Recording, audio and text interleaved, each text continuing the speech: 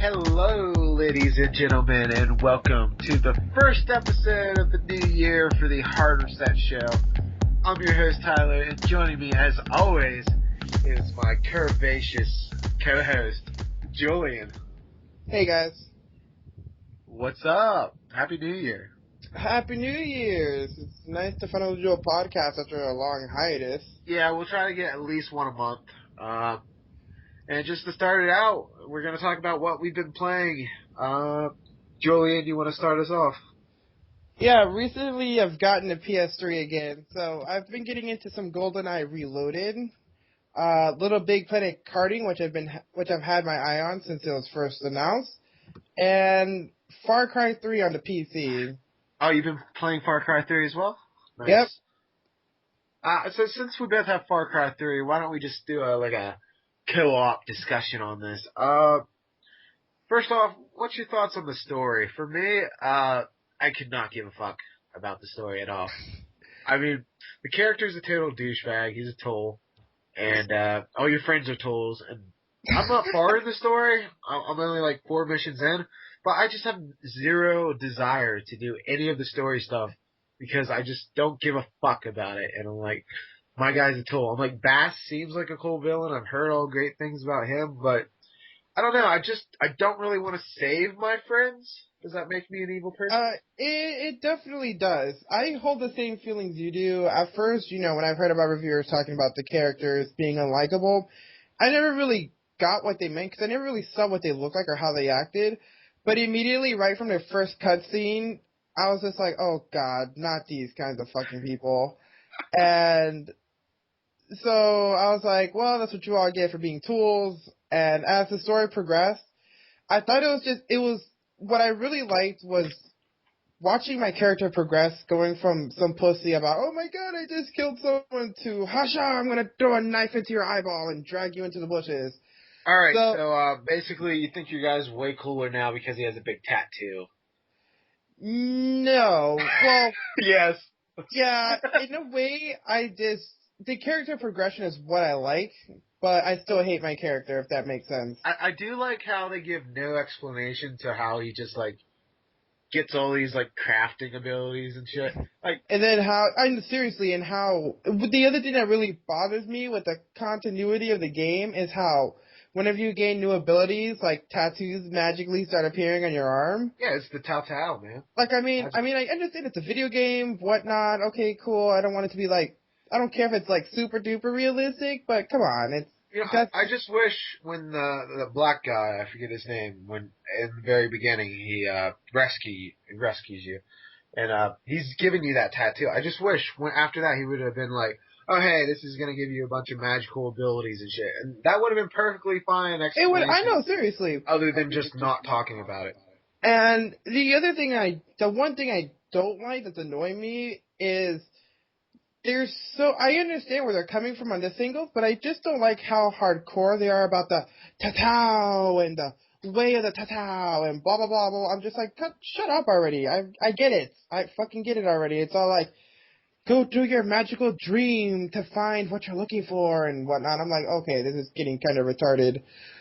But I doubt you've gotten as far as I have, but you kind of, maybe some spoilers here, but at one point you kind of meet the quote-unquote queen of the Tatao legacy and whatnot, and she's a total bitch. Let me put it at that. Oh, God. And you're just kind of like, you know what? Give me a good reason why I shouldn't just, fucking stab you in the stomach right now. Why should I save these people from the pirates? Seriously, well, she treats you like you're a tool, which kind of ironic, because you are a tool. Yeah, I was gonna say. But, I'm starting to like this lady. She's a bitch. But that's what I like about this game, is that when a character is a bitch, they're a bitch. Like Vaz in the beginning, where he flips the fuck out. I love his personality because he kind of reminds me of when I'm angry, and I've already talked to you about this before, but it's just at one point he gets so angry he doesn't even know what to say, but just keeps shouting random shit at people. And run, Forrest, run! When he's all like, hey, you fuck! Shut the fuck up! I'm not the fucking dick here, you fuck! And I laughed because I'm like, yep, that sounds like something I would do if I ever held people It hostages. doesn't have like the most diverse vocabulary. One thing that I did notice, I don't know if it's a plot hole or if it was said in detail, but before I go into detail about this, do you think all your friends are alive at this point? They're just in separate parts, Um. besides your brother who got shot in the neck. Okay. All I've done is rescue the one girl. Okay. Guy's mansion. So, One When I watched the intro again, when I was showing someone else, I caught something that Voss said. He's like, "Do you want me to gut you like I did to your friend?" yeah. So I guess somebody's dead. I assume so, but like, the it hasn't been elaborated much on. I just got done rescuing his bitch girlfriend, who's like, you just got done saving this whore from a fucking burning house and, well, burning building, and she's all busy arguing with you about something random. Bitch, do you not see what the fuck is happening right now? Well, that makes sense. That sounds like a typical woman. So It's I just wanted to be like, can I have like the pimp slap weapon right now or something? Because one thing I really wish the story had, and because it's by Ubisoft and they do Assassin's Creed, in the towers, it's pretty much like synchronizing in Assassin's Creed when you get up on top of the towers. I keep hearing about that. I've never played Assassin's Creed, so I can't really comment on that. But that's definitely one of the. Basically, there will be like tall buildings in each area, and when you go to the top of the area, you'll synchronize, and basically it'll clear up the map like it does in Warcraft. Oh, okay. But the one thing I would in a Assassin's Creed, do you know how they go into Animus and stuff? Do you know the basics about it? Yeah. Well, see, I wish in Far Cry that in the ending, and sadly this is not the case, but like all your douchebag friends like wake out of the Animus like, dude, that was so awesome. I was in an island. I totally see that right now. I completely see that. And like the dude be like, dude, I was in Paris, man. It was sweet. I Yo, went to let's space. get fucked up. I was hanging out with Master Chef. It was so cool. Master Chef. Yeah. One of the things I do want to throw in here, though, I'm gonna probably catch some flack for this, but when I'm directly comparing Far Cry 3 to Far Cry 2, I feel like I believe some reviewers brought this up, but some of the things that I don't like about Far Cry 3 when comparing it to the second is I feel like everything is more unorganized when it comes to missions and stuff. In Far Cry 2, you kind of have set locations you would go get missions from, and here, there's like these random boards and all these really spaced out villages and stuff and whatnot that you have to go to. I have yet to actually come across any side missions that are like, hey, you should well, you're probably like Tyler's gonna throw something in there, like, you should do me as a mission. And there wasn't any. I have yet to experience that. I've heard there's one in the village. On your map, you'll see like exclamation points. There'll be really? Okay. I have to go back there. Because there's one in the village where this one I forget the main village. It's like Amanaki or something. But this wife's like oh, my daughter ran away with this boy, and then you have to find her, and apparently the guy was trying to like commit suicide with her. Oh, ew. And so he was like trying to shoot her or something, and his gun goes off, and that like angered a bunch of Komodo dragons, and they end up killing him. She's standing on this rock, and you got to kill all the Komodo dragons so she can get home safely. But yeah, there should be exclamation points on your map, and those will be side missions. Okay, I'll definitely look into that. And then the other thing is that the world is beautiful. I love how, especially on PC, I have it on like max settings and whatnot. It's like I want to play it on PC because the one major problem with the 360 is the pop-in and stuff. Yeah, that kind of stuff really bothers me, which is why I'm sticking to playing it on my PC right now. Especially if you're like hang gliding.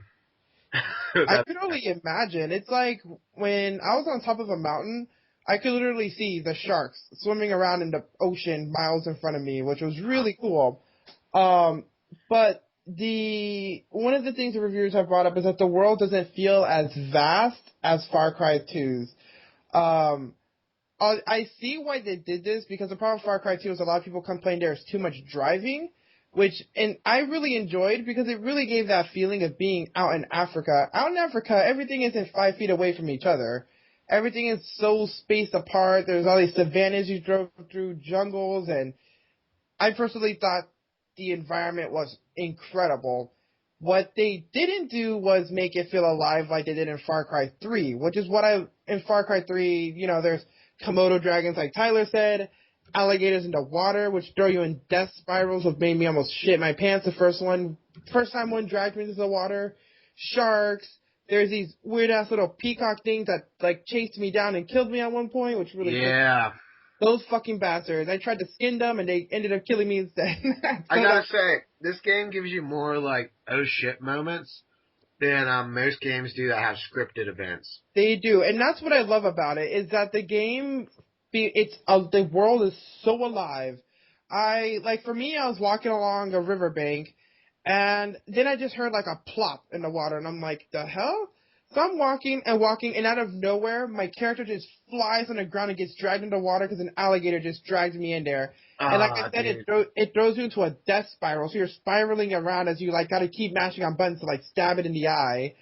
And that scared shit out of me, because I've told Tyler, I hate open water, I hate alligators, and I hate sharks. See, I haven't seen any alligators yet, and I'm so scared. You don't. Like, that was one of my fears in Far Cry 2, was that I'd be swimming in water and that a water enemy would get me, but of course, the world was pretty...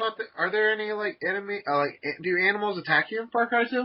No, the only animals that are in Far Cry 2 is, I know there's, like, some deers and a few other things, but they always run away from you. They never... Yeah, see, I was reading about it. I haven't played it.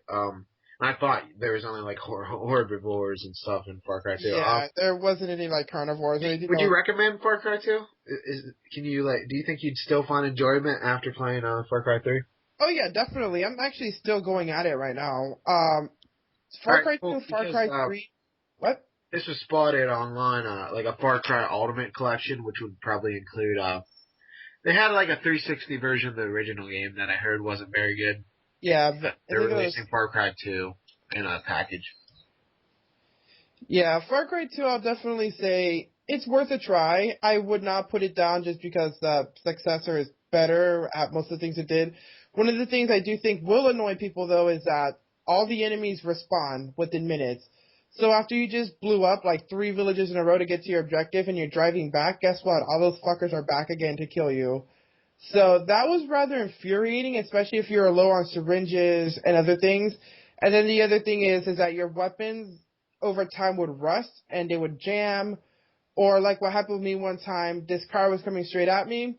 I tried to fire a rocket from my RPG, and my RPG blew up in my hands, and I got run over by the car. Wait, are you talking about Far Cry 2 or 3? Far Cry 2. Alright, I was going to say, because I haven't had any trouble with generating enemies or anything. And then the other thing is that Far Cry 2 has the malaria effect, where randomly your character will get symptoms of malaria, and your screen will get all fuzzy and weird. And if you don't have pills, one of 2 things will happen. 1, you're fucked and you just pass out and die, or 2, you will pass out, but you'll wake up in a safe house, or your partner ends up dragging you off and saving you and shooting the enemies. Most of the times you're fucked though. So it was always a pain to go find pills and stuff, because the game is actually insanely long. It took me literally like 5 months to get to like 55%. I played the game daily. So if you really want to invest a lot of time into it, I would definitely go for it. But for someone who's new to the Far Cry franchise, I would actually recommend 3 over 2. It does everything that Far Cry 2 did wrong right, and it's just the better game in general. Yeah, a couple things I want to bring about Far Cry 3.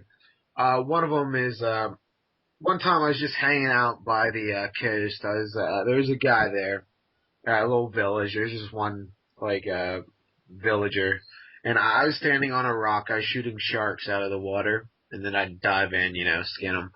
And then all of a sudden, I just heard him, like, screaming. And I saw a Komodo dragon just come out of nowhere, kill him, and then walk off. And it's just those moments that make the game so great. And what I've really been doing is just unlocking towers and liberating outposts. I haven't really been playing much of the story, but I've been finding this really fun. But sadly, I'm running out of outposts to liberate, so I'm gonna have to play this game. But You're gonna have to rescue a bunch of tools now. yeah. One other thing I wanted to say that really annoys me. Sometimes the AI. Tell me if this happens for you. But the AI guys, they'll be like celebrating or something. They'll be firing guns into the air. Does that ever Um, the villagers? I haven't personally come across this, but I'm All kind right, of this I happens do. a lot, and it's so fucking annoying because, as you know, the fucking ammo in this game, until you get like upgrade your ammo pack for like 8 times, is like really scarce. Yes, it These is. It's pretty guys much. are just shooting guns into the air, and it's the most annoying thing, and they scare off stuff. You know, I hear gunfire, I'm like, oh, there must be a battle. I'll go help out. This one time I helped out, and the guy gave me money afterwards, which is really cool. But yeah, I'm like, oh, something's happening, and they'll just be like, yeah, they're shooting into the air. Ugh, so annoying. Any final thoughts on Far Cry 3? Honestly, if you're a fan of sandbox games and first-person shooters in general, I definitely recommend it. It has a story to present. It has fantastic gameplay, lots of variety. The world is alive, so it pretty much has everything for everyone except for multi. Well, it has multiplayer, but it's your basic copy-paste Uh, deathmatch shit. I So, tried doing the co-op. It sucks for local. I'm not sure if it's better online, but it's basically unplayable for local multiplayer. so I've heard. Not fun. So you've also been playing GoldenEye Reloaded. How's that been going? It's been going pretty okay. My thing with it right now is I'm about 12 missions into it. After your fourth mission, you kind of realize the game gets insanely repetitive. I mean, I'm used to playing a lot of repetitive games and liking them. Games like Conduit, uh, Doom, all these corridor shooters and stuff. They're all about shooting. But there's always something interesting about them. But for this game, you would expect for a James Bond game, you're busy, using gadgets and gizmos and stuff. You don't even use anything like that. You just use your cell phone to maybe hack one thing every few levels and take a picture of something. And most of the times, you hear the same music, the same cries from the enemies.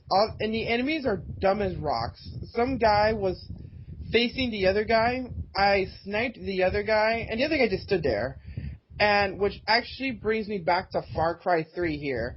Whenever you shot a guy in Far Cry 3 and the AI would turn around and see there's a dead body, he would alert everyone and be like, oh my god, dead body, there's an intruder. Well, in GoldenEye, they don't do that. They're like, oh look, it's a dead body, let me just stand here and get shot in the head. And every encounter is literally the same. It's go into the level, few explosions, kill a room of enemies, move to the next room, more enemies, kill some more enemies. Maybe a story plot will come in place, kill more enemies, go to another area, kill more enemies. Story plot commences, next stage, kill enemies, move to next room, kill enemies. So it's just so formulaic that for most people, I'm surprised the game has gotten the reviews it's gotten, but it just gets really repetitive. I've been getting to the point of grinding through it, but I'm determined to finish it. So it's fun to play every now and then, but when you play it as much as I have, you kind of see a lot of the flaws that are in it. So, would you recommend it, or just like at a steep price drop? Would you recommend it, or Honestly, I got the game for $10 at a pawn shop, so for the price I paid for it, I'm happy. I would not have paid $60 for it though, because the single yeah, pretty weak. It has its moments where you're like, oh shit, things are getting good, but like besides that, it's pretty meh. yeah. I've been playing Asher's Wrath, and man, I find it weird that I'm enjoying it as much as I do because it's basically like 90% of it is a cutscene with quick time events. So you just press a couple buttons, and the actual like gameplay when you're like doing an action game and fighting enemies is like all right. but you're pretty much just playing to get to the next story. And it's weird how much you get into it, even though you only like occasionally press like the Y button. There'll be a moment where you have to like move the analog sticks in a direction, but like the story is so just crazy, and the game's just so weird. I don't want to spoil anything because it's such a weird WTF game, and I really do recommend it. Like, I would never pay $60 for this game. That's why it took me so long to get it, because I just did not want to buy a game that was pretty much all quick time events. Yeah. But some people would be like, oh, just watch like a let's play of it. But there really is something to pressing the buttons, and it gets you into it more. I really feel like that helps.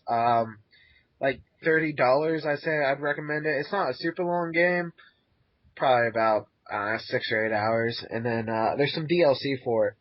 And I think kind of disgustingly, one of the DLCs like the true ending or something. Oh, But, how fantastic! but one of the DLCs is you fight Ryu from Street Fighter, which sounds hilarious. But yeah, I definitely would recommend Asura's Wrath. It's by CyberConnect 2 and published by Capcom. Yeah, I think it's great. I think it's a real gem. It has so many great moments in it. Like, there's a part where you basically punch through the entire Earth. And What? yeah, you punch through an entire planet. But that's pretty badass. Can Chuck Norris even do that? And that's not even one of the coolest parts. That's mild. That's in like the first, like quarter of the game. And shit only gets more intense from there. It's just nuts. It's fucking fantastic. I love it. Just a wild game. So that's about it for Asura's Wrath. Moving on to our next topic about the PlayStation Vita. So what's up with the PlayStation Vita, Julie? Nothing much right now, literally. Well, hasn't it been nothing much for like the past couple months? Like we had Persona 4 Golden, which I did sink like over 70 hours into, and that's pretty much the most my Vita's been played. But other than that, it's been a pretty dry spell, you know? Yeah, the last few noteworthy games for me personally to come out have been Sonic and Transformed and PlayStation All-Stars Battle Royale, which I absolutely is Sonic even out yet? Yeah, it came out. For the Vita? Yes.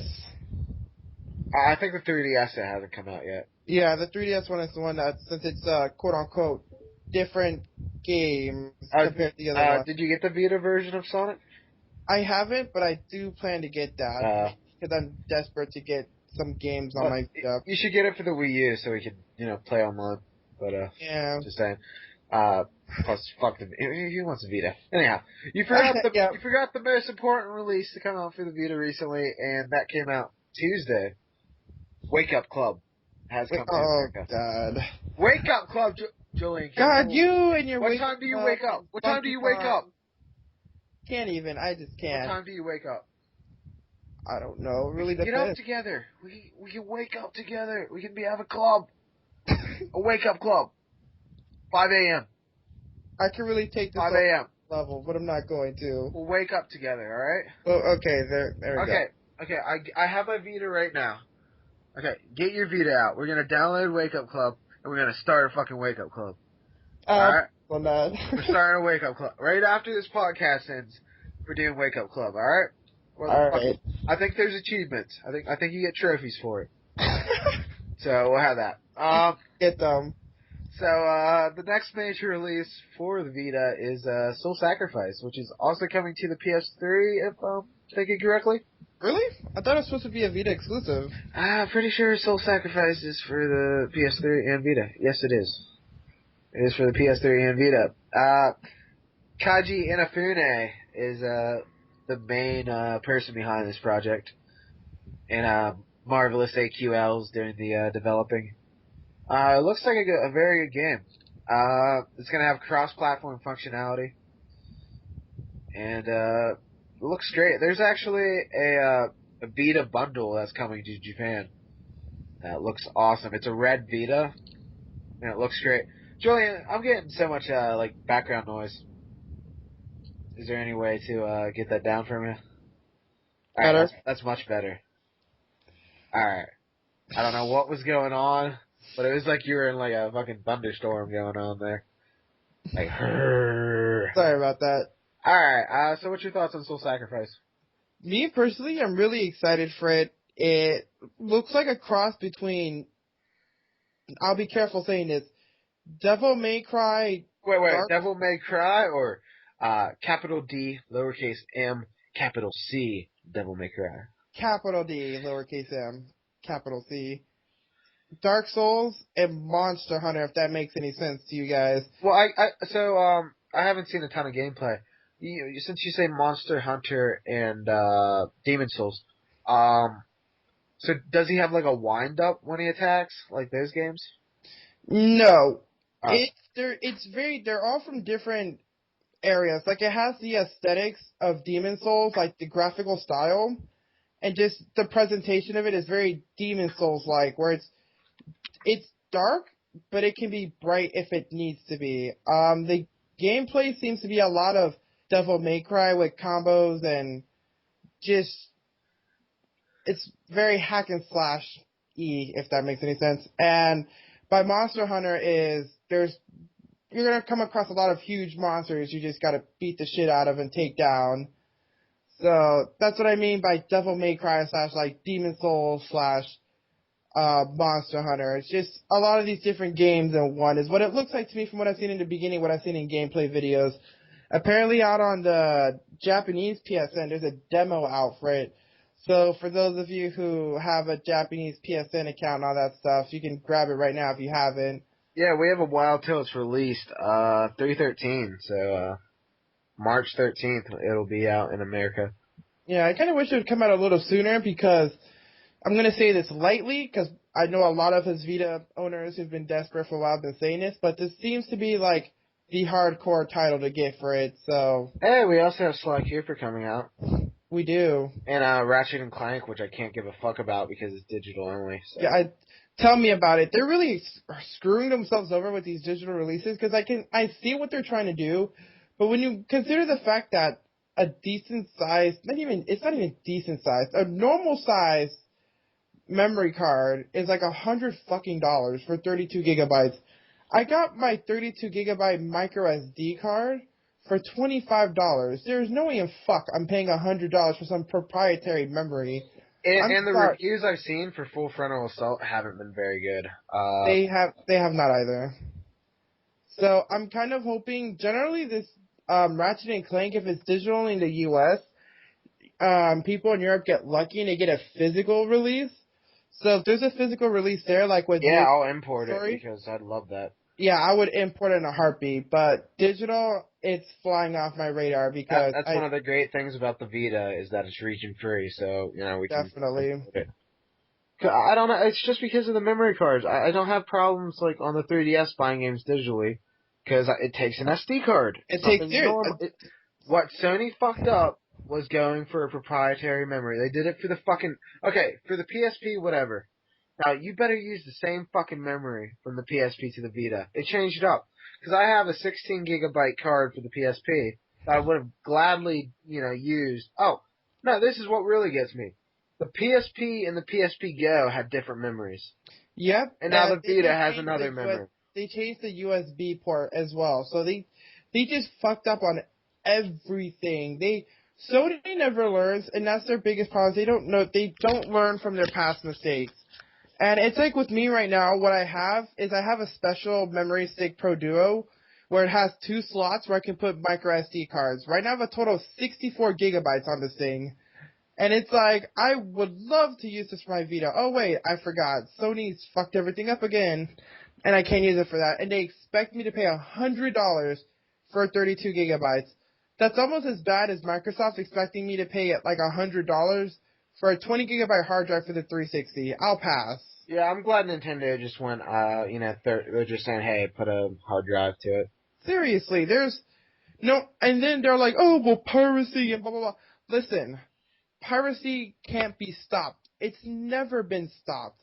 The PS3, which was supposedly unhackable, got, butt raped a few years ago. And, they cracked that shit wide open. That is the technical term, by the way, butt rape. I just, these companies need to just give it up. Especially, we're going to probably get to this later, that they're saying the rumors floating around about them blocking used games on Oh, no, that's not gonna happen, dude. Let me just No, play this here. I'm going to play we're this not here. even gonna do if, because that is suicide, and they're not gonna do that. Do you think that stops Sony from doing suicidal things before Yes. the PSP Go? What's wrong with the PSP Go? It was a great little console that it was got great. shafted. When I actually got one though, some games were insanely awkward to play with Oh, you just have awkwardly large hands. Hey, shut the hell up. It's not my fault. I'm like 6'2", alright? You're a freak. Shut Okay, up. moving on. I don't even know. Soul Sacrifice. Moving on from that and whatever we drifted into. They're giving away free games this week. If you go into the PlayStation Store, they're giving away mobile games. One of the mobile games each week. They've been posting it on the PlayStation blog, so check that. Today, it'll be probably won't be able to get it once you can hear this podcast, but it's, some samurai game that's Rhythm. It's a pretty cool game. I downloaded it today, and props to Sony for giving back, because like nobody buys PlayStation mobile games. But yeah, they're giving away free games, so get on that, get yourself some freebies. Other than Soul Sacrifice, what else is there in the future, Julian? I'm pretty much gonna list everything that I know of. Killzone Mercenary, which has been quiet, but I'm pretty sure when E3 rolls around, it's gonna have like this huge reveal and whatnot. Well, when's E3? That's usually like the beginning of month. the first week of June, right? Usually like around the 6-ish. All right, so from March to June, are we gonna have like any Vita games? I don't. Seriously? Actually, let me check. I don't believe so. Trying to think what games fan and haven't come here. Well, we're supposed to have MLB The Show, Soul Sacrifice, obviously Dead or Alive 5 Plus, but after that, the list is empty. There's Ninja Gaiden Sigma Plus 2 or whatever. They were doing the second Ninja Gaiden game for the Vita, as well as Dead or Alive 5 Plus. They were announced on the same day. Yeah, other than that, it's pretty much nothing for the Vita. And Sony, you have a cool console, yet you're not supporting it at all. And the other things that I'm really curious about is BioShock for Vita. That I know that's been taken a back. That's taken a back. Wait. There's a BioShock for the Vita. You never knew that? Like, that was one of the first games announced, that it was supposed to be, like, an original BioShock game set in Rapture. Well, no, it's probably canceled. Let's be real. They haven't mentioned anything about it. I know they went to talk about it, like, a few months ago when people are like, so, about that BioShock Vita. And I'm actually looking at it right now, and apparently it was renamed to... Hold on. Alright, in December, Kotaku put up an article where they had an interview with Ken Levine, and he said that the game does not exist. Okay, yeah, I actually just... And he said that he's interested in making it if Sony wants to back it. That's what it was. Alright, so rest in peace, BioShock Vita. I was so excited for that. I bet Sony's not gonna, like, finance it. They're not. Sony's really stupid because... Along with that, Borderlands 2, Gearbox was like, hey, if Sony helps us fund it, we'll do it. Nope, they don't want to do it. Way to fail, Sony. If you could get games like these on your handheld, people would buy them. Because with games like Call of Duty Black Ops Declassified running around, you're not going to get much of a fan base. Although the game did sell, surprisingly, after all the abysmal reviews. I mean, honestly, I'll say I've enjoyed the multiplayer, but the single player is absolutely awful. For what game? For Call of Duty Black Ops Declassified. Oh, yeah. But the other game that is in limbo, which I'm actually pretty sure it's dead, is Ruin. It was known as Warrior's Lair. Lair? I could have swore I heard something about that recently. It's a Diablo-esque game, which looks pretty freaking awesome. But it's after a few gameplay videos and stuff. Okay, no. Its title was Ruin, and now it's Warrior's Lair. Oh, now it's Warrior's Lair. You got it backwards. Easy to do. All Yeah, But we I haven't heard about that game in a while. haven't. And it had good gameplay video footage of it too. It looked really like it was really far in development. And then on top of that, Tearaway, the game that Media Molecule showed off last year in a video that Oh absolutely yeah, I forgot about Tearaway. it blew me away and made me say, "Holy shit, this is why I own a fucking Vita." And they've gone Yeah, quiet what about happened it. to that? Yeah. So I'm pretty sure at E3 they're going to talk about it. Honestly, after Little Big Planet Vita, which was incredible, my all-time favorite Little Big Planet, I feel like Tearaway is going to absolutely just like blow me away. So I'm pretty Uh, hyped for that. yeah, I don't know what to say about the Vita. I It it has so much potential, had a nice but launch, and we haven't had much since then. Oh, but hey, you know what? We can all just play Persona 4 Golden over and over and get like two. or maybe you and I can get online on Ragnarok Odyssey one day and kill some shit or Yeah, something. we'll play that. That's the future games or lack thereof. You want to? We kind of just touched on it, the potential the Vita had. Do you think it still has any potential to be a success? Because over in Japan, like the Wii is outselling the Vita. It's And not this good. 3DS is taking a shit on everything with its sales. Oh, dude, Animal Crossing has fucking blew it And through X the. and Y just injected steroids into the sales. You know, So, that's our next topic. Pokemon X and Y, motherfuckers. but It's all 3D. finishing up on the Vita, if this E3 they don't do anything to capture the attention of gamers, I feel like it's gonna end up like the Game Gear or just some other handheld that ended up dying after like a year because at this point no one has interest in them. And well, interest in it. It's expensive, awful proprietary memory. And well, obviously there's no games for it. And if there are any games for it, they suck. Call of Duty Black Ops Declassified, Resistance Burning Skies, etc., etc., etc., etc. So, Hey, it has Uncharted and Lumines and Uncharted. Did I mention it has Uncharted? what, the Vita? Yeah, it has Uncharted. Yeah, the Vita's, like, Uncharted is my favorite game for the Vita. Have you played the card game? No, I have not. I've seen it, and I literally just scoffed. It clicked out of that page. No, I want to get it. I don't know. I was like, why does this exist again? Well, anyone? now the Vita has 2 Uncharted games. Think about it. It has, like, terrible review scores. No, it's amazing. It's Uncharted. Shut the fuck up. I'll kill you. Well, actually, No. When Uncharted 3 got a review that was 8 out of 10, the fucking fans freaked out so bad. This was before it was even released, and none of the fans played it. The reviewer got death threats because he gave a game an 8 out of 10. Hey, that sounds like every Nintendo fan when they give a Mario game less than a 9. Pretty much. Well, I don't know. Are Nintendo fans gonna death threat people? They'll just be like, "I'm gonna poop on you." You know? They're not gonna death threat you. You know what? I agree. They're a rowdy crowd, yes, but they're not really gonna go out telling Nintendo they're gonna like mass bomb their building to the ground. Nah, they're like, I'm gonna have my dog shit on your window in Redmond. Alright, Pokemon X and Y recently announced for the 3DS, an original game. It looks good. It's Pokemon. It's in 3 dimensions. The starting Pokemon are fire and grass and water. And, but one thing, the major change. The bicycle is gone and you can now, roller skate. What's up with that?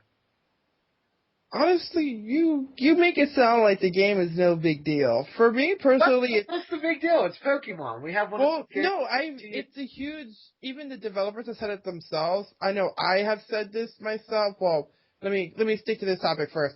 The developers have said that this game is a huge evolutionary step in the Pokemon franchise. Making the same fucking game for the DS for like 5 games. Come on. They have. And finally seeing this in 3D, Pokemon Coliseum and Gale of Darkness were insanely met to me. But this is like the Pokemon game, the full-fledged 3D Pokemon game. I saw the trailer and I was like, finally, they opened their eyes and are like, wait, We're in fucking 2013. Can we just, like, switch around the sprites to actual models for once? And just everything about it, it looked so awesome. It looked better than what I could have ever imagined it to be in 3D for a handheld. Well, they're finally using the Pokemon 3D, Pokedex 3D Pro, all the models from that, so that looks good. Yep, and, you know, Apparently that, like, $15 Pokedex got something good out of it. one of the complaints I always had that you guys always heard me say whenever Tyler talked about Pokemon and, oh, have you played Black and White 2 and stuff, was, no, because it's the same boring game over and over again. Oh, you didn't play Black or White too? No, I don't remember. I played Black and White for 10 minutes before I literally fell asleep. Oh, dude, Black and White was cool because the story was actually interesting, and then because it wasn't just like the bad guys trying to take over the world. Although I'm gonna spoil it, it turns out in a shocking twist of events, the bad guys actually wanted to take over the world. It just had too much of this been there, done that feeling. Yeah, but what I'm trying to say, at first the storyline was like the I forget the bad team in there, but no, in Black and White, I forget what their team's called, but basically they were trying to like free Pokemon, and it was an interesting like philosophical debate among the Pokemon community, like, do the Pokemon deserve to be in these balls and stuff? And, you know, it's kind of like PETA kind of bullshit. Anyhow, but yeah, it was kind of interesting. But, yeah, I don't know.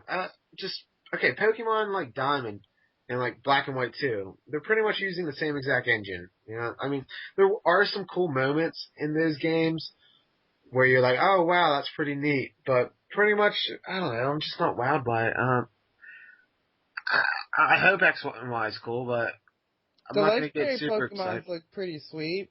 Well, the one's like a deer or something. Its antlers are like an X, and then the other one's like a a dragon or something, and it's like the shape of a Y. I'm definitely gonna go for X. I personally really like the look of that one. And then the third game is going to be Z, and we're going to have, like, some Pokemon in the shape of a Z. Aw, shit, it's going to be an unknown. Oh, and the Pokemon X, the legendary for X, if you look at its eyes, its pupils are X's.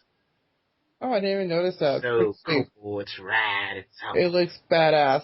I don't know, like, when I'm looking at the pictures right now for both of them, and I just feel like the thing with the X legendary is that it looks graceful and it just looks, ooh, I'm fancy. And then you look at Y, and Y is like, oh, I'm fierce. So Pokemon X, I thought the legendary just looked like Arceus, to be honest. I didn't think he actually looked that cool. Don't you see it? Wasn't Arceus like a fucking dare or something? Kind of, yeah, but... Dare, and then Pokemon Y. What is it? I don't know. The design of the Y really bothers me. I don't like the tail it has with the claws at the end. It just looks fucking weird. It's like we have like 10 fucking flying legendaries. I don't know. Articuno. It's weird because I haven't been negative towards this game at all, but like I just started talking about it and I just realized I'm not really that excited for it. I could tell. Shame on you, but me personally, For once, I'm actually excited for a Pokemon game. I'm going to get this game day one because it looks like they finally listened to everything I've been thinking. I'll be getting it day one. It's just, I don't know. Okay, this is what I find interesting. Pokemon X and Y and the Japanese logo. Okay, X, X, X, Y. Do you know what that is, Julian? No. Fucking chromosomes. Jesus Christ. Oh, shut the fuck up. I never paid attention to school. Don't judge me. Anyhow, so X and Y pretty much make sense. So in the Japanese logos, there are like little DNA strands you can see, and I find that interesting. So maybe there will be some like cloning going on in the story or something. I don't know. I like Pokemon. I just wish they. I just want to see something different. I don't know. I'd be more interested. I don't know. I'm sounding way too negative because I'm actually really excited for this game, and I feel like I'm being a Debbie Downer. But I just... It's okay. I know the feel, bro. I know the feel. This is the Pokemon game that should have came out, like, 3 years ago. I feel that same way, too, but I guess I'll give them the benefit of the doubt of finally they're doing it, so I'm just going to be like, okay, I'll accept it for what it is. But I do agree it feels like the game that should have come out instead of Black and White, too. One thing you know what's good about Black and White 2? They were able to make it quickly, and it probably funded this game. Yes, it did. I'm pretty So, sure it did. Once I heard about Black and White 2, I immediately thought cash in. This is a quick cash. it wasn't even that because they put just as much. Had just as much content as the other games, but that was. I actually argued that Black and White 2 was the right idea when it came out. I said it was smart financially. It was going to give it because everybody's like, oh, we want to not for the 3DS because the install base is considerably smaller. But from what I've heard, a lot of people are going to buy 3DS because of this, and that's great because there's so many great 3DS games and they'll be able to play after that. And one thing I will say, I want to play Harmon Knight like 10 times more than I want to play this right now because I think Harmon Knight is just so cool. It's called Rhythm Hunter Harmon Knight. It's also by Game Freak. It's like a rhythm game that's downloadable. I just find that way more interesting, and I want it to come out, and it's not out, so it's pissing me off. I saw stuff for that. It looks like a pretty sweet game. It has some Pokemon cameos in it, so yeah, Pokemon. All right, I'm being way too negative, but I'm sure I'll get hyped up once we have more info. We don't have much info on it. We just have like a 30-second gameplay trailer, and yeah, it's Pokemon 3-dimensional. Yay! I'm gonna lose a lot of my life to it. Probably not that much for me, but I'll get pretty into it. I didn't really get into Black and White too. I don't know. For like Diamond, I put fucking like 200 hours into that. It was ridiculous. I only put that many hours into Crystal back in the day. Game since then, I've like played and beat the story, and then I didn't mess around with it much. So 3DS. You're saying there's a game drop. What's up with that? Quite possibly. It's kind of getting there, but I'm pretty sure E3 will clear that up. But right now, pretty much the main games coming out for it within the next few months between here and E3 is Fire Emblem Awakening, which I know has a huge hype train behind it. Brain Age, Sonic and All-Stars Racing. Whoa. Brain Age is awesome. Who gives a fuck about Sonic? All right. No, I'm just saying the game was released in December. Who cares about it anymore? Hey, there's still some 3DS fans that would like. What's in November? When did the Wii U come out? November? Hey, you remember what happened with the whole Rayman Origins ordeal with the 3DS? It came out like 2 years after the original. Nobody gave a shit about it. Yeah, so that's actually kind of true. All right, I'll take that back. No one gives a shit about that. Castlevania Lords of Shadow, Mirror of Fate. Alright. What? That might be decent. It looks alright. I'm actually really, I wish it was more like the actual normal Lords of Shadow, but. They should just make Dawn of Sorrow. Well, we'll see how it comes out. Apparently there's supposed to be a demo out for it very soon on the eShop America. But they should make a sequel to Dawn of Sorrow, because that's the best Castlevania game. Epic Odyssey 4, Legends of the Titan is coming out, published by Atlas. Good old RPG fund. We have the Pokemon Mystery Dungeon game. That looks good. It's using 3D models. I'll probably get that. I've always liked the Pokemon dungeon games. They're not really great dungeon crawlers, but they're alright, and they're pretty, easy dungeon crawlers, and has Pokemon on it, and God, I love Pokemon. People want Pokemon itself. And we have Shin Megami Tensei Devil Summoner Soul Hackers, which is a port of a Sega Saturn game remade, and it looks interesting. Really excited that's coming to North America. This came out last year in Japan, and this is my main point. And Nintendo announced 0 new games for the rest of 2013, but said, hey, we're going to fucking bring over all the awesome games that came over in Japan for the rest of the year. We would be perfectly fine for the 3DS. Because just so many games came out in Japan last year that haven't come out here, and they probably never will, and that kind of pisses me off.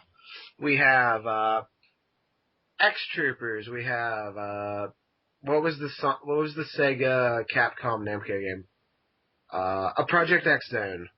We have the Square Enix produced Bravely Default. I want that game so bad.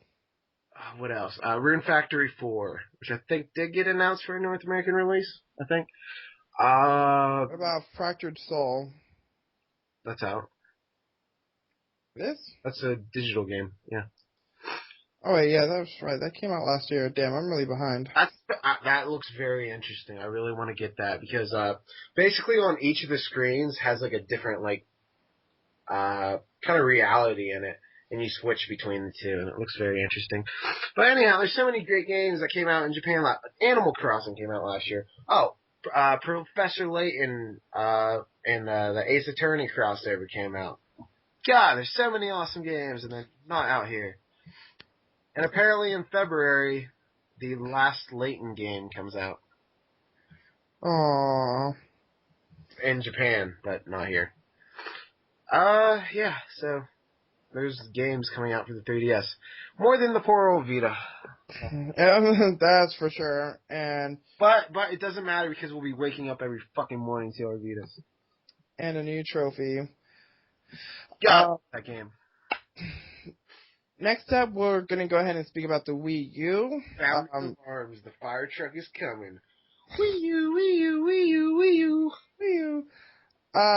It's been out for a few months now. Obviously, it's been going through an interesting time for a new console. I haven't touched mine in a while. Actually, neither have mine. It's ever since I beat Zombie U, I've yet to touch it. I want to buy a Zombie U, and I would like to get Darksiders for it, but I have not seen it anywhere. I've not seen Darksiders 2 once. I've seen it everywhere here, but at this point, I feel like it'd be cheaper for me to get it for my PS3 instead of my Wii U. It's way cheaper. And not only that game, but also for Mass Effect 3, I can get the trilogy right now for the PS3 for like $40. Cheaper than Mass Effect 3. Yeah, which is sad. But have you seen Mass Effect games yet? What? Yeah, I've played 2. I really enjoyed it for what I played of it, but I stopped playing it because unfortunately at that time I did have to get rid of my PS3, but now I'll be getting back into it again. I'm still a little bit not worried, but I really don't want to get into the first because I'm worried that it's actually going to be really boring, like a lot of people say. They say it's a drag to play through, which I would believe because after playing Dragon Age 2 after Dragon Age 1, which I loved Dragon Age 1 to death, compared to Dragon Age 2, Dragon Age 1 is a drag compared to Dragon Age 2, even though a lot of people prefer it towards the sequel. So that kind of seems to be BioWare's track record there. But I might skip out on it and just continue straight on the second one like I was doing. But have you played them, Tyler? No, I really want to. I would say do it. They're definitely a lot of fun. I'm just worried about when I get to the third if I'll feel the same way as everyone else has about the terror. No, I've heard that if you get the Leviathan DLC and play that during the game, it makes the ending make a lot more sense. Okay, then because Brad Shoemaker over at Giant Bomb, he played it that way. He played it months after it released. He played through the Leviathan DLC and with all the extra content and everything, and he had no problem really with the ending, and it was one of his best games of the year. He had it as, and don't mess with the Shoemaker, bitches. That's all I'm saying. It looks like an awesome game, so I'll definitely give it that. I'm not going to put it down because of its ending, because you know what? I gotta say, one thing that really annoyed me was everybody bitching about the ending. Like, they wanted it changed. Dude, it's not your game. It's not your story. Like, let's say there's like a third book. Let's say let's talk about Harry Potter. I didn't read the last one because Harry Potter. But anyhow, let's say that Harry Potter ended and it was like, Ganondorf? Is that a guy from Harry Potter? Ganondorf? That's from fucking Zelda. Dumbledore. I was like, Ganondorf? What the hell? Fucking Dumbledore. He's, let's just say him and Snape have sex or anything. Alright. So. Snape kills Dumbledore. Whatever. Anyhow, he comes back. Yeah, that's how it ends. And people are all pissed off. Do you think J.K. Rowling's gonna rewrite the book? No. She won't give two fucks. She'll just fucking make a book of memories, a book of spells for the PlayStation Wonder book. And people will be amazed. Alright? Deal with it. Stop being whiny. Seriously, it's not your story to write. Yes, I understand that apparently they were forced to make choices at the end of the game that go against everything they've worked towards since the first game. Well, suck it. But you know what? Life's a bitch. Shit happens. You know what? Even in real life, you'll work towards everything you want, and you know what? Shit happens, and it stops you right in your tracks. So just suck it up. It's not that big of a deal. Suck on my bottle. All right, so we have some Wii U rumors. What's going on there? Alright, Wii U rumors. Pretty much right now, apparently some Kyoto-based company has been saying that Nintendo's currently working on a Mario Kart HD. I kind of really hate how all these Wii U future titles are rumored to be called HD at the end, which is really annoying. But Well, that's probably just a tentative title. well, yeah, but I just I'm sure they'll rename it the very fucking creative U. Oh yeah, I know. I'm just saying, like every rumored title is like Mario HD, blah blah blah HD, blah blah blah. I get it. Which would you rather have? Would you rather have Mario Kart U or Mario Kart HD? Neither. Preferably, I would say just U because it just Mario Kart 8. That Mario Kart 7. The title is so tacky. Mario Kart 7. It's like they're like, fuck it, we just don't want to call it. Every title for the Mario Kart series has sucked except for Double Dash. And Super Circuit. Those are like the two creative games. Those are my two favorite ones too, ironically. But yeah, Mario Kart HD, apparently, Zelda HD, and a Wii U Sports. And I believe there's one more title. I forgot what it was. Let me go ahead and bring up the article again. Oh, it was like shooting me? Yeah, me. It was me shooting HD. So we make a bunch of Hitler me's so we can shoot them. So, I don't know what that's about. It's the first shooter everybody's been waiting for. Mario Kart and Zelda, it's inevitable. It's every fucking Nintendo cycle, so I'm excited, but not that excited, because I already knew about it coming, so it's not like it's that big of a shocker, but hopefully it's better than Wii.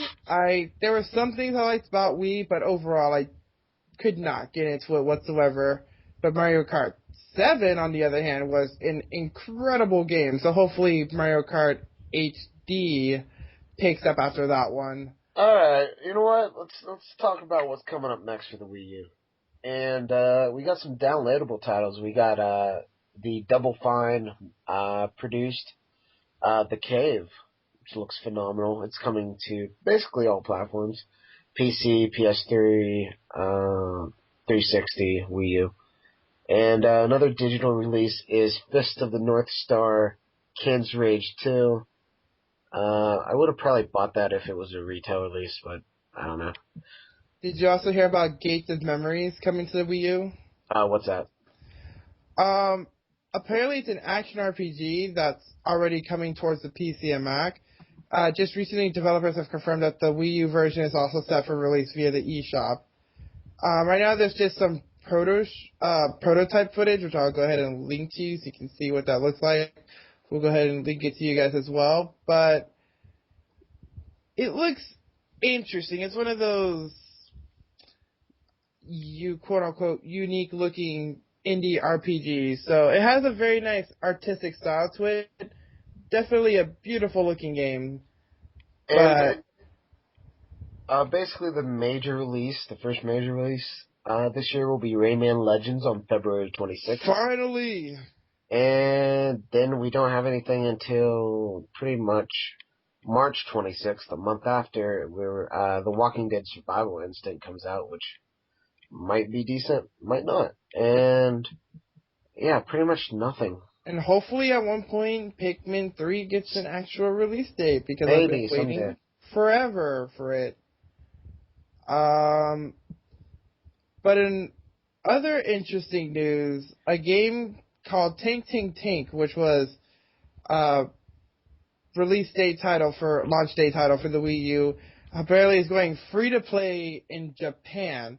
Yeah. But apparently the way it's going to work, though, is that you can only play for a certain amount of time during the day unless you pay like a premium to get more hours, I believe what it was. Yeah, and it is also having a retail release in Japan. Also, yeah, they're it's giving really weird the way they decided to do it, but you can also buy more tanks with money and stuff to play on with other players and whatnot. yeah, So that's a Namco Bandai game, and it's apparently shit, but whatever. yeah, honestly, for me, it looks like an eShop title. Um, Apparently, it just plays a bunch of tanks and some clusterfuck arena with these It big could be ass. fun if it had online play, but sadly it doesn't. If it would have had online play, to be honest, I probably would have bought this by now, but it doesn't. And Only Wii U game I need to get other than Zombie U is Sing Party, and yeah. I'm disappointed. What? You don't want to sing some Carly Rae Jepsen with me? What are you gonna think? Call me, maybe. Hey, I just met you, and this is crazy, but here's my number, so call me maybe. There you Okay, go. funny story. I was talking to Julian here on Facebook, and he tried to recite that song to me. I fucking hate you. He totally fucked up the lyric. It was like, "Hey, call me, I met you, maybe," or something. No, that's not what it was. It was Dude, like, it was that bad. no, It was awful. You had it all mixed up. It was great. I think I hate you. That wasn't exactly how it was worded, but yeah, so it's along those lines. That was a direct quote. Fucking hate you. Alright, love you. Love you too. Yeah, pretty much with all of the consoles, basically, minus maybe the 3DS, we're having a major game drought here this year. Except for the PS3, I believe that's Yeah, quite the active. 360, PS3, PC, they're having better times, but for Yes. Nintendo and the Vita, man, what is there? Like, the Wii U's neat, and I'd love to play it more, but nothing. I'll probably get. Nothing to play on it. I'll get the cave for it, and I'll have fun with that because Ron Gilbert, Tim Schafer, what's not to like? But other than that, it's like whatever. That's cool. All right, moving on from the Wii U because it's kind of sad to talk about. It is. Devil May Cry. No, I'm sorry.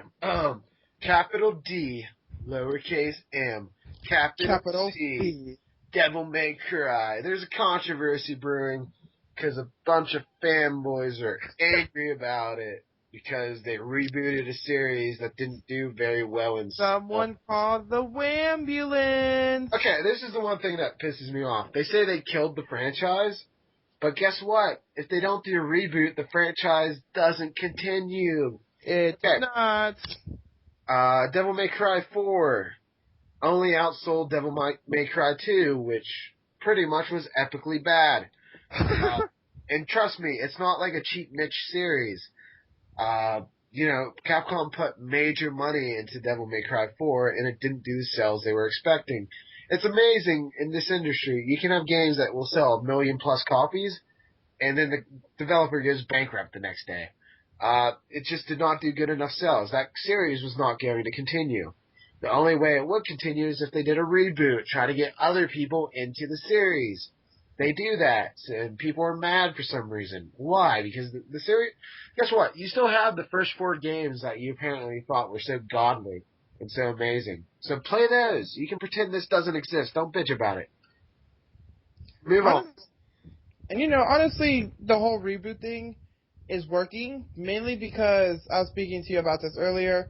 For both of us, we've never really been into Devil May Cry, but for this one, it's actually piqued our curiosity. Yeah, I'm Friday.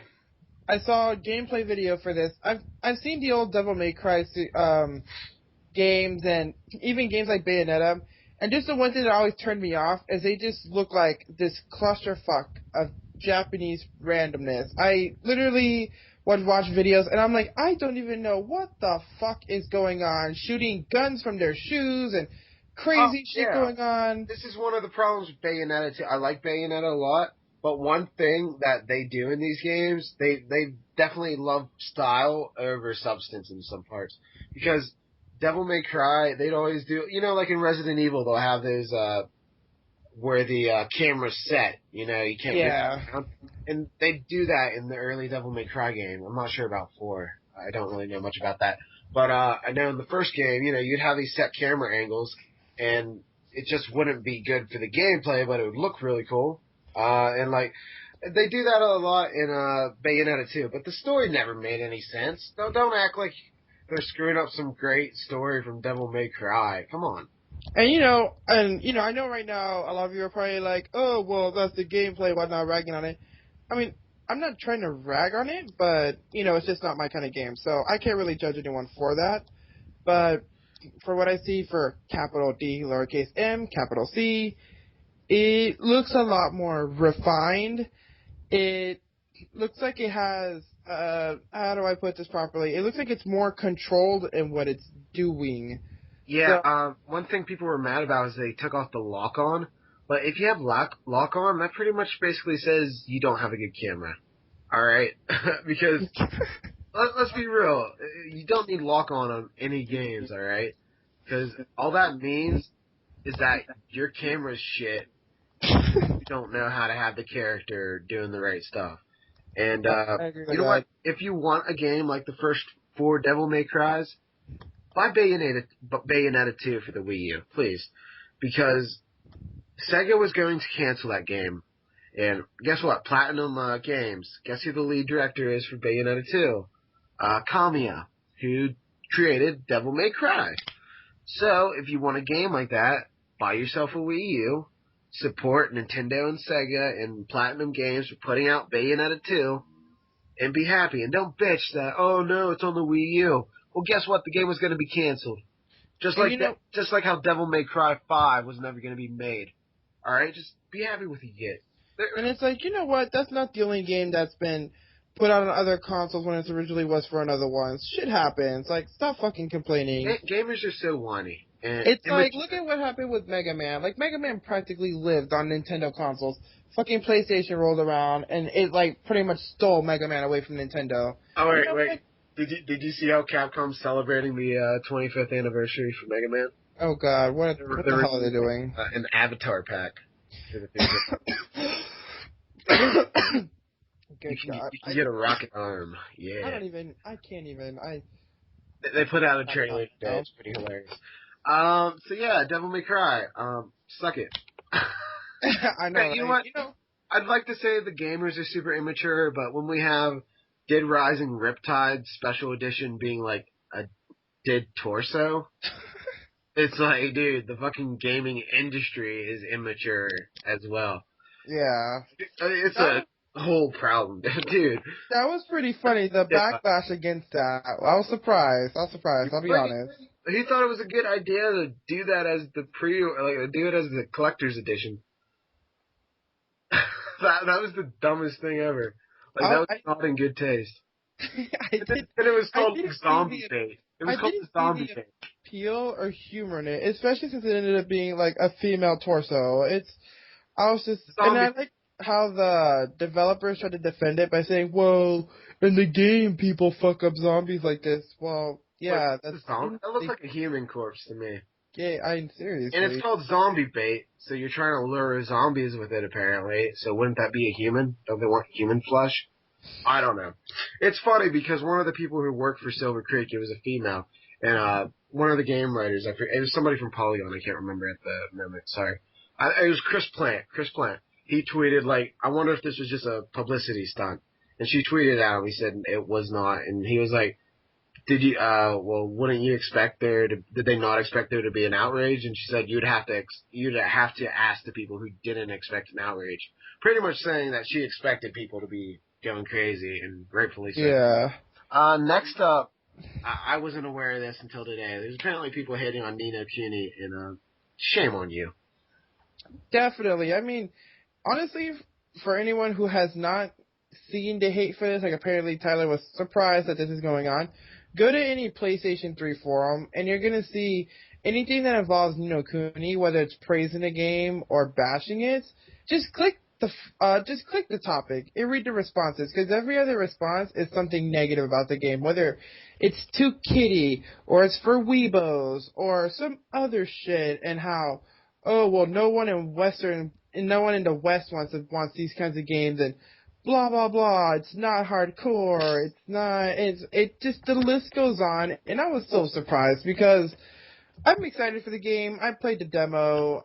I was a little bit off put by it, but you know what? I'm still excited for it. You know, whenever it gets a price drop, I'll probably pick it up. But people are just like ripping into it. It's been getting really good reviews, and people will be like, "Oh, look, another good review. It got like a 9 out of 10." 80% of responses in there are people saying, "Oh, they got paid," or some random troll crap. You know, people like to say, like with the Devil May Cry stuff. The gaming community nowadays is so spoiled. They're so self-centered. They feel like these companies owe something to them. Well, guess what? They owe nothing to you. All right. One thing that really annoys me is when everybody says they pay off companies. Dude. Okay, like the Devil May Cry fans are saying that. It's Oh like, my god. yes, clearly, because that franchise almost went dead because you all paid off for it. But they're saying that Capcom's paying off the reviews. No, they're not. That's stupid. And their whole thing is because the developer, Ninja Theory, they apparently tweeted to the official Xbox magazine, like, thanks for the review, and they didn't put out their review yet. And it was probably just miscommunication. It happens, you know, they probably was told a review came out, and they probably just went to the wrong people, and they act like it's some conspiracy. No, dude. They're not paying off every fucking company, alright? I know, okay, they're not paying off Polygon, they're not paying off Giant Bomb, alright? These people have journalistic integrity, alright? It just pisses me off. Like, whenever there's a review that they don't agree with, they're like, got paid off. Like, dude, Jim Sterling's not getting fucking paid off, alright? It's just a joke. Like, they get so pissed off. Like, when he gave Kirby's Return to Dreamland a 10 out of 10, do you think fucking Nintendo turned them off? No, you really enjoyed the game.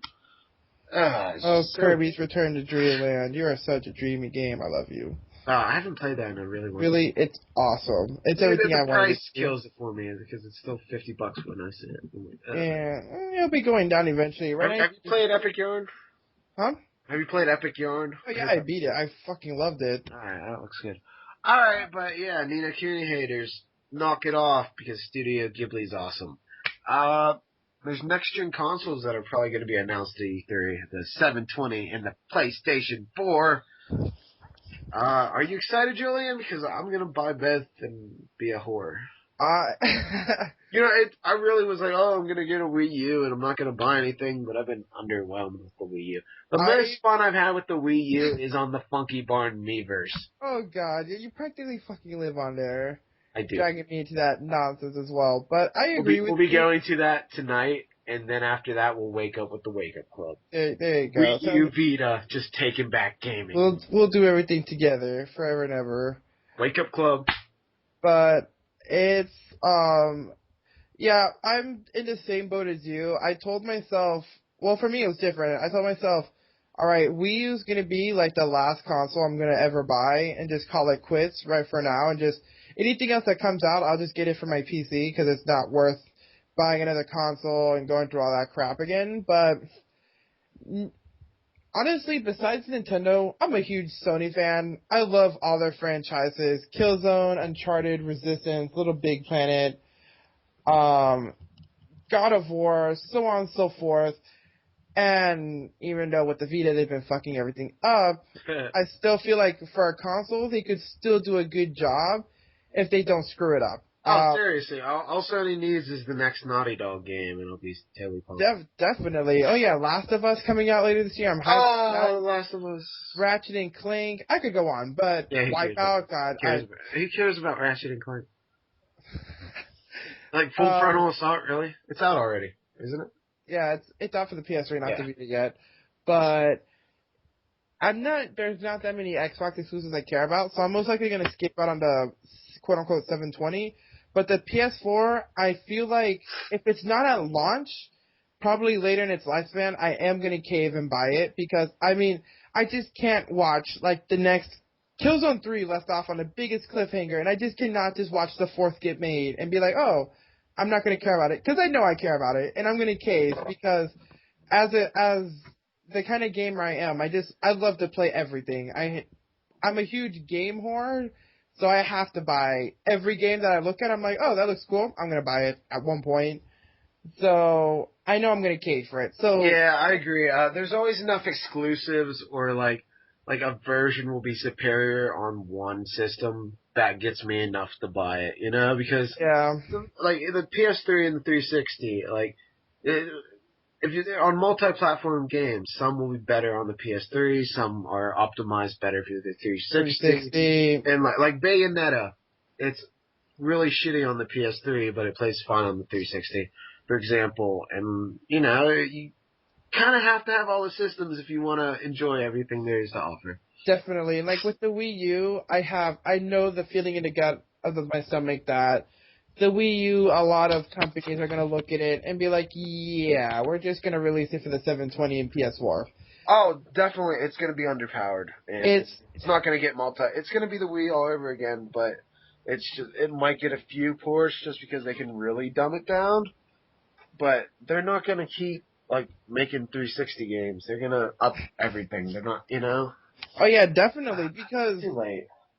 I just as much as I hate to say it, the Wii U, if the Wii U would have come out 3 years ago, it would have had a fighting chance. But the fact that it came out now and it's the first console of the next generation, I kind of facepalm at that because I'm like, it it has great capabilities, but once again, the PS4 and the 720 are going to come out, and I will never forget the comparison when I saw the Wii and the PS3, and the gameplay demo they had of Killzone 2, it was night and day compared to what they were showing off for the Wii, and I was like, holy shit. And that's what's going to happen again. And I know it for a fact because even now when I'm playing games like Far Cry 3 and Skyrim with all the texture mods and stuff on full settings, and compared to the PS3 version, I'm just like, yep, this is how it's going to be like for the Wii, except, I have a question. yeah. Skyrim, is that like really that good of a looking game? I've always thought that those games were kind of like basically the vastness in the world were more important than like. Are the graphics really that great in Skyrim? Skyrim on the PC with texture mods and stuff Well, looks, what do you mean texture mod? Like the there's, standard game doesn't look very good, but like the other standard people game have looks added to it. good. The only issue it has is that what's actually a lot of PC games are having issues with now is that developers are kind of getting lazy and they're making the PC version just a few notches better than the console version. So textures are blurry. There's still a lot of pop-in. No matter how high you put the details, there's still a noticeable amount of pop-in, which for a PC gamer like myself really annoys me because I have a good rig for a reason, and that's why I don't have to deal with that kind of crap. And I still get pop-in. So what some of the Skyrim mods do is make the draw distance farther, so that the popping in disappears. Yeah. Textures are sharper. There's a mod that makes blades of grass super, super thick, and just the world looks so full. And lighting mods, I could go on for hours on what kind of mods there are. There's literally mods for every kind of detail in the game. So when you put all that in, um, most of the times the computer will start wheezing because it's just so much that the hardware can't handle right now. But when I'm actually going to send you the link to some of the really impressive Skyrim screenshots that everyone says, oh, this is what Elder Scrolls 6 is going to look like on the PS4 and 720. So there's a big graphical difference in it. But going to your original question, for me, the beauty in the games is all about the vastness. Yes, there's pop-ins, but when you just look in the distance and you see that mountain 50 miles away, you know what? You can run to that damn mountain and jump up there if you want and go wherever you want. And that's what I really like about the games is that you're going through the world, and in a weird way, I found it really relaxing, especially after a shitty day at work. Sit down, pop in Skyrim, and just stroll around the beautiful landscape, kill a few wolves here and there, get destroyed by a troll at one point, but like, it was just so nice to walk around the world. The musical score was beautiful, and just everything about it I really enjoyed. I never really got into the Elder Scrolls games before. I always thought they were really boring, but now I see the beauty in them. So definitely, it's obviously something I want to see more of. Yeah, I definitely have to pick up either Oblivion or Skyrim sometime. I I haven't. I don't know. I just find it hard because I know what a like time drain it's going to require, and It's a big time drain. it's just hard for me to commit myself when I have such a backlog already. Anyhow, tablet gaming, it might be the wave of the future, Julian. Or not. Or not. Probably not. Right? Right now, the two hot topics I have about this is over. It's CES, right? I believe that's what it's called. Yeah, CS, yeah, the Consumer Yeah. Okay. Electronics Yeah. Show. CES that came out about a year ago. A very popular PC gaming company that makes peripherals for the PC, mouses, keyboards, etc. announced a tablet called Project Fiona. And what Project Fiona was supposed to do is a Windows-based tablet with attachable controllers. Oh, haven't we heard this before? You know, with the Arcos tablet, you know, that WikiPad, which looks absolutely awful. But apparently what Project Fiona was made for was for PC gamers in mind. It's supposed to have incredible specs. Hold on, I'm trying to look this up right now so I can get this right. But yeah, it's supposed to have incredible specs and all this other stuff that pretty much would run PC games. I know they were able to get like Skyrim running on high settings and whatnot. So pretty much Project Fiona actually was revealed as a final product at CES, and it has specs including stuff like the. Wait, is it called Shield now? Is that what it is? No. That's actually a separate thing I'm going to get to. But alright, sorry. It has specs ranging from a Core i5 to a Core i7. It's a 10.1 screen with a 1280 by 800 display. It supports multi-touch, 3-axis gyro, magnetometer accelerometer. It has force feedback, Dolby 7.1 surround sound, Wi-Fi, Bluetooth 3.0, and of course detachable controllers. Now, while the demos looked really impressive and stuff like that, and honestly, the thought of taking games like Skyrim and Borderlands 2 and stuff with me on the go, it makes me drool. I would love that. Wait, well, can it actually play it, or does it have to, like, stream it? No, it plays it. It actually plays it. It's a Windows-based tablet, so all your PC games and stuff, you can play it right on it. Huh, that's interesting. And what really is a punch in the gut to everyone is the price is from $1,000 to $1,300. Yeah, that's literally the same response I got when they're like, you can get the Project Fiona for just $9.99, or if you want to get the Core i7 version for $12.99. I was like, How big is that? Tell me about it. I thought it was a cool concept. At most, I would probably pay $600, $700 for it, because I mean, it's cool technology and whatnot. You know, for a gaming laptop, you'd pay around that much for it, but for something like this, I'll pass. I will happily pass at that price point. I just don't know I just don't see this being very successful. I'll leave it at that. Oh, not at that price point, no way. Another tablet, the NVIDIA Shield. Can't you, hook that up to your TV? Yes. The NVIDIA Shield is pretty much NVIDIA's version of the Project Fiona. But the only difference with it is that it's Android based. So obviously you can only play Android based games on it. It has a clamshell design. So for those of you who've actually seen the Moga controller by PowerA, which is a portable controller you can use for Android phones and whatnot, it has a very similar design to it, except with twin sticks in the middle and a D-pad on the left. And attached to it is the actual the screen, and it has a clamshell design, so it's kind of like a DS, but it looks pretty damn ugly, to be honest. Kim, this doesn't actually run the PC games, does it? Doesn't it stream it or something? Yes and no. Yes. It can run. From what I understand, it can run like Android stuff, but if you want to play like games off your like Steam account, you're gonna have to stream it at your house or something. Yes, you have to stream it from your house, and not only that, but you can only stream it. Let me actually see if I can find the article on it because I was listening to the Giant Bombcast the other day, and I think they brought it up, and it sounded interesting, but the fact that it's like a tablet, but you have to play at your house, it's like, what? yeah, Doesn't there's that kind of kill, like, a lot of it? Like, sure, you can play Android games, but not there's a only bunch of, like, Android tablets already. did they kill a lot off with that, but to add salt to the wound, the only way to actually stream the games from your PC is by having the very latest of the GeForce GTX graphics cards from them, which are not cheap.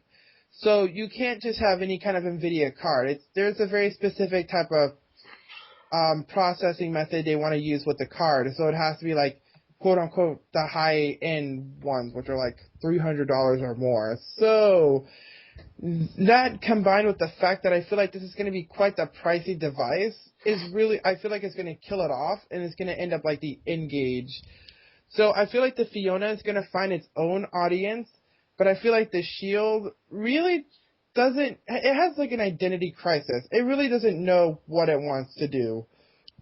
Not only To that, be but honest, I don't think either of them are going to find an audience. I've seen, I like the Fiona might, but how big of an audience is there for people that buy 1,000? Like, is it gonna find an audience of like 30 people? Is most that an likely, audience? Yeah. I mean, it's gotten better reception because when they've been doing articles on like the Fiona and whatnot, it's been, oh my god, this is so cool, so awesome, blah, blah, blah. But like for Project Shield, it's all like right now the article I'm reading is hands-on. NVIDIA's Project Shield is impressive, but not perfect. And others are saying NVIDIA Shield, the next Engage, question mark, et cetera, et cetera. So I just feel like it has a lot more shrouding it than the Fiona. The Fiona has already had a following for a while now. So that's what I mean. It already has an audience because people have already been anticipating it. They know what it is. They know what it's supposed to do. And now they know the price point. So Yeah, they whether both that's sound really interesting. And from what you said, there's another one called the Razer tablet. yeah, that's the Razer tablet is Project Fiona. Oh, that's Project Fiona. All right. Yeah. So those are the two major tablets that are coming out. You said Fiona runs Windows, right? Yeah, the Fiona runs Windows 8. Windows 8. That's cool because I did want like a Windows 8 tablet, so that'd be cool. But I don't think I want to pay $1,000. Yeah, it's not possible. Sorry. All right, we're on to our Game of the Year awards. So we'll start it off with the biggest surprise of the year, and we'll work our way up to Game of the Year. Julian, what was your biggest surprise of the year? I'll honestly say Far Cry 3. I really didn't know what to expect from it because after playing the second, but the final product, when the first reviews came in, I was really surprised I was getting 9s and 10s. I was expecting it to get like a lukewarm response of just another shooter. But after I played it myself, I was like, holy shit, this game is like leaps and bounds over anything else that's come within that genre this year. So definitely I'll say Far Cry 3. My biggest surprise of the year is how underwhelmed I was with the 3DS's library for 2012. Kid Icarus was fun, but it seems like a great game that's kind of hurt by the 3DS's control schemes. Yep. If it would have had twin sticks, it would have worked a lot better. Because I think the game itself is phenomenal, but just let down by the system. And then Mario Tennis, the Mario Tennis game, that was kind of disappointing. It didn't have as much features as I would have wanted. What else? Just so many games didn't get localized, and that's kind of a disappointment. And games got delayed, like Luigi's Mansion. Animal Crossing came out in Japan, but not here. All this other stuff.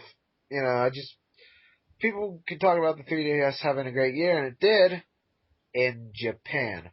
Fire Emblem example of a game that came out there and not here. Alright, Julian, what's your most underrated game of the year? This one's tough because these two I'm actually going to use again for another category, but I'm going to say Darkness 2 and Zombie U. Darkness. Come on, Julian, we can't have a tie. You need to be a man and cast a vote for one of these. This is tough. I'll say Darkness 2. That's what I thought. It was highly, to me, from what I saw, it was highly advertised, but when it came out, it was kind of like a bag of hot air. No one really was like, oh, it's Darkness 2, okay, anyways. So about that other game, um, it literally went on sale so often on Steam and on Amazon and everywhere else. So I finally picked it up. I played it. It definitely one of the most incredible first-person shooters I've ever played, with the most compelling story, like on the leagues of BioShock and praise. So I feel like it definitely deserved a way bigger audience than what it got. My most underrated game of the year. Oh man, this is tough. You know what? I gotta go with not Funky Barn, but I gotta go with Hotline Miami. I think it's for the PC. It's fantastic. I just don't think enough people have played it. I mean, the people that have played it have loved it. It's great. Julian, have you seen the movie Drive? No. Okay, well, it's basically kind of like the movie Drive, but it's set in Miami. It's like 1980s. It just has a great vibe to it. The music's sensational, and it's a 2D game. We have a video up on the site of it. You can check that out. Just a fantastic game. Julian, what was your biggest disappointment? Uh, my biggest disappointment of the year was Roller Coaster Tycoon 3D. I went on a long rant about this before, but I'll just leave Yeah, it at... we had like a 30-minute video just dedicated to you ranting about. We did. So I'm just going to leave it at Roller Coaster Tycoon 3D. Biggest disappointment, if not one of the biggest disappointment in gaming I've ever had. My biggest disappointment of the year was the Vita. Seriously, where's the games? True that, true that. At first, the first few months, definitely the games were there. I'll never forget Oh, how it had a phenomenal launch, and then non-stop, bam. like, buying games left and right. And then after that, I'm like, what else is there to buy? All right, handheld game of the year, Julian. What game is it for you? This one is tough for me. Want me to go first? Yeah, you go first. All right, for me, just from hours put into a game, it's Persona 4 Golden. I put over 70 hours. I actually owned Persona 4 for the PS2, but I didn't get around to playing it. But so it was my first time experiencing it.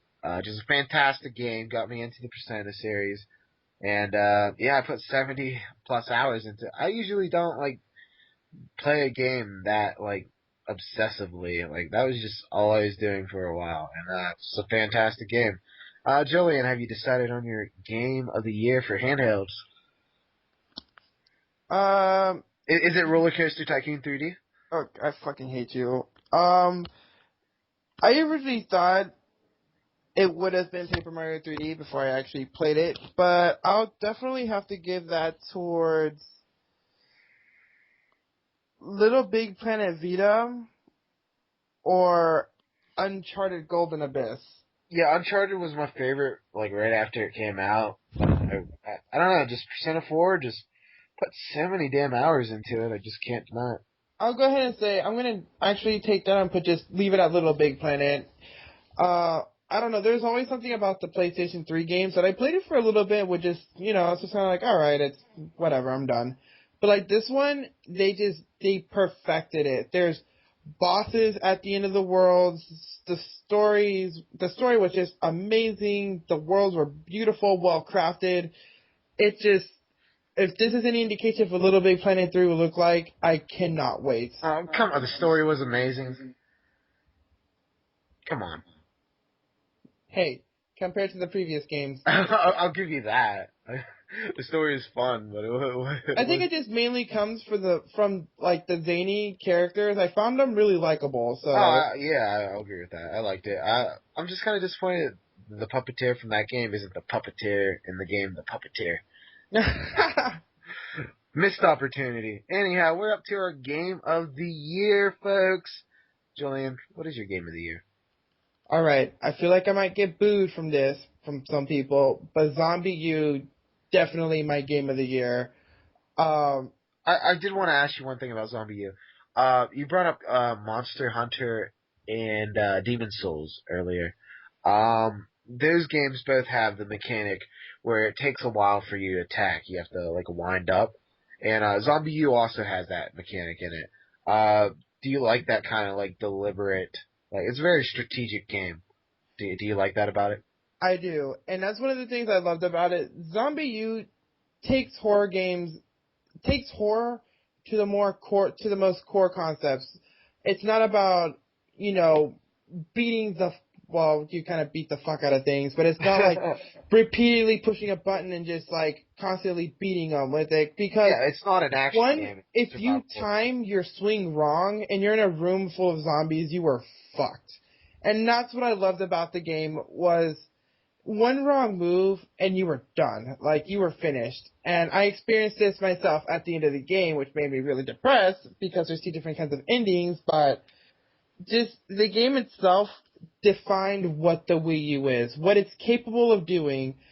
Ubisoft, to me, has definitely become a great developer, you know, for this generation, from Rayman Origins to now this, because Zombie U, like I said, just brings horror games back to its roots. It's not about the crazy action sequences and riding on motorcycles with a fucking machine gun and shooting hordes of zombies like in Resident Evil. It's not about that crap. It's about survival. And this game, it's just, I could go for hours on it. Definitely Zombie U, my game of the year. Definitely one of my top 5 favorite games of all time. My game of the year, Julian. Are you ready? Yes. Your body is ready. All right, game of the year. This may come to a shock to some people, but it actually is not the Funky Barn Miiverse Aww. community. My game of the year.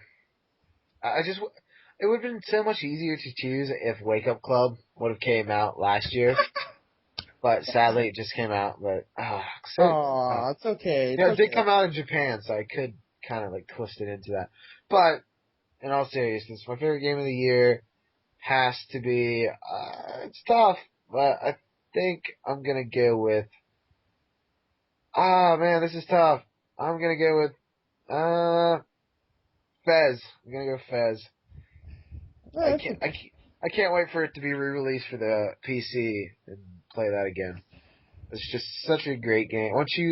It's a fun platform at first, but once you get like deeper into the game and you realize, hey, there's a whole world here, just so much mystery and everything, you just get really into it. Hat tip to Journey. Journey's also phenomenal. So many great games came out this year, and it was tough for me to decide, but I'll go Fez. I think you really get to know, who everybody is in Fez. It's just a fantastic game. So that's our Game of the Year awards, and that's how we're going to end our first podcast for 2013. Julian, any last words? No, 2012 to me was an interesting year for gaming. We saw the Vita, we saw the 3DS pick up skyrocket in sales, and the release of the Wii U. Definitely was one of my favorite years. I'm hoping this year it's just as exciting as last year, but hey, we're getting Pikmin 3. Yeah, I think we're going to have a slow year until the new consoles come out. I feel like I don't remember if you remember the drought from like 2 years ago, where the first half of the year was where are all the games, and then E3 came out and it was like 20,000 different games coming out at the end of the year, which is kind of annoying actually. You know, you pretty much described every gaming year because it's always like a slow. No, not last year. You remember how much I splurged on the Vita and all that other good stuff? Yeah, And that was a system. That was unique. But the year before that too, like in the whole first part of the year, there was so many games that came out. Killzone 3, Dead Space 2, what else was there's a whole bunch of sequels that came out within like January to March that I could not keep up with. Crisis 2, just a whole bunch of stuff. And it's kind of happening again this year because, I mean, Dead Space 3 comes out in like 2 weeks. Grand Theft Auto 4, Crisis 3 comes out soon. I cannot wait for those games. I am so freaking pumped for them. Sly Cooper comes out soon. Aliens, Colonel Marines claims to be coming out soon. Claims. But hey, it's pulling a Duke Nukem, but I'm pretty sure it's not going to end up like shit when it comes out, so I'll give it the benefit of the doubt. Alright, so that's it for this podcast. Thank you for listening. Have a great year.